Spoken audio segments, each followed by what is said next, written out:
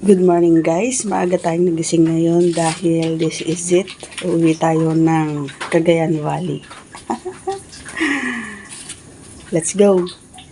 Ito na tayo guys, narating na natin ang ating hometown. Yan, Tabuk. Kalinga. At pagkadating nga natin mga idol dito sa Apayao ay napakanta. Ayan, napasabak tayo sa inuman. Ayan, dahil very very long time na hindi tayo nakapasyal dito. Ano?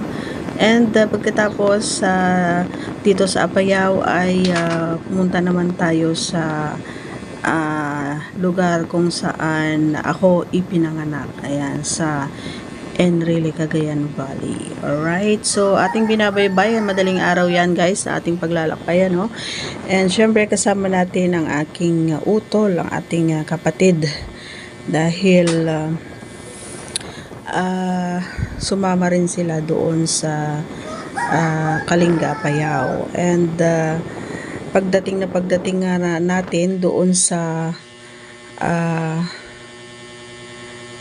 aming lugar ay talaga naman na super saya.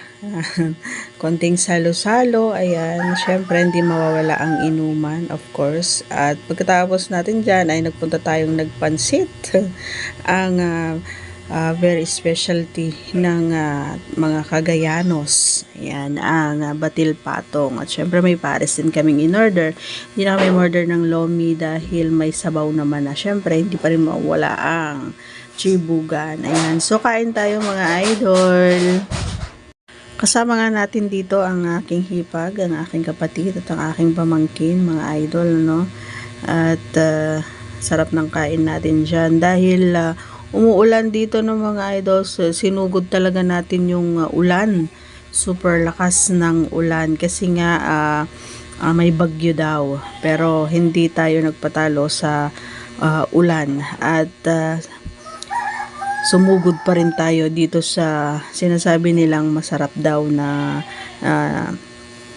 nagluluto ng pansit. So, meron din sa amin, mismo sa lugar namin, kaso nung pinuntahan natin ay ubos na daw. So, kailangan nating pumunta at maghanap ng ibang restaurant para makakain ng paborito kong pansit batil patong. Ayan. So, yung pag-crave natin nga mga Marikoy ay syempre busog na busog tayo dyan mga idol. Actually, hindi natin naubos ang isang kawali.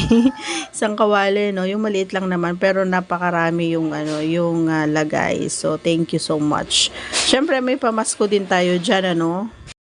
At siyempre, habang kumakain ay nagkwentuhan muna kami dahil sobrang dami nga ng kanilang pansit at ang pares naman ay talaga naman na nagustuhan na ng ating kasama, no? As you can see, ibinabahagi ko na ang ilan sa mga pansit ko dahil sobrang dami, hindi ko talaga kinaya dahil siguro sa miinom na din ako dito ng nakita nyo naman yung bit-bit ko mga Mariko. Ay syempre hindi nawawala yung pampasarap kumbaga, pero na-over yata ako ng inom. Ayan, at syempre kayo din kumain na habang kayo ay nanonood. Ayan, syempre huwag nyo kalimutan i-subscribe ang ating channel mga Marikoy para naman ay mapanood nyo ang mga videos natin na susunod pa. At syempre kalambangan nyo na rin ang isang notification bell dyan sa baba para kayo ay ma-update pag tayo ay merong mga bagong upload na videos. At maraming salamat pala sa mga susuporta pa din sa ating mga videos, no? And wag niyo kalimutang bisitahin din ang isa pa nating channel, ang Baby Hunter 16, at of course ang ating bagong Facebook page. Ayan, so nag-iisip pa ako kung ano ipapangalan ko, no? Gusto kong palitan ng Lonely Sniper 16 pa din, pero ang dating pangalan niya ngayon ay BBTV. Yan, sa mga gustong mag-follow, please. Follow, like, and share na lang din. Thank you in advance. Alright. So, nahihirapan na nga tayong ubusin dyan. Ayan. So, ibinahagi natin ulit sa aking pamangkin. Sobrang dami mga mare, hindi ko talaga kinaya. At pag-uwi nga namin ay napag-isipan na naman naming magluto ng isda. Ayan, naghanap nga yung utol ko ng hito na malalaki, no? Sobrang lalaki niyan mga idol. Ayan, so ating lulutuin yan na aadobohin. Siyempre, diskarte na yan ng hipag ko at ang aking utol. At ganito nga ang ginawa nilang luto, ano, yung adobo. Ayan. At talaga naman na na-appreciate ko yung sarap. Grabe, ganyan siya kasarap mga idol, no? At grabe ang taba. Lalong-lalo na yung nasa bandang tiyan. Lalong-lalo na yung sa may ulo. Grabe, sobrang sarap niya. Of course, ayan. Hindi ko alam kung ano pa yung mga inilagay dyan ng hipag ko. Talagang nagustuhan ko siya mga idol. Ayan, at yan yung mga nadaanan natin, no, na mga places, ayan, kung saan tayo ay nagpicture-picture na rin para konting remembrance. Ayan, so maraming salamat mga idol sa panonood, and Merry Christmas po sa inyong lahat. Ayan, so late upload na ito, no, so Christmas tayo na umuwi dito, December 24.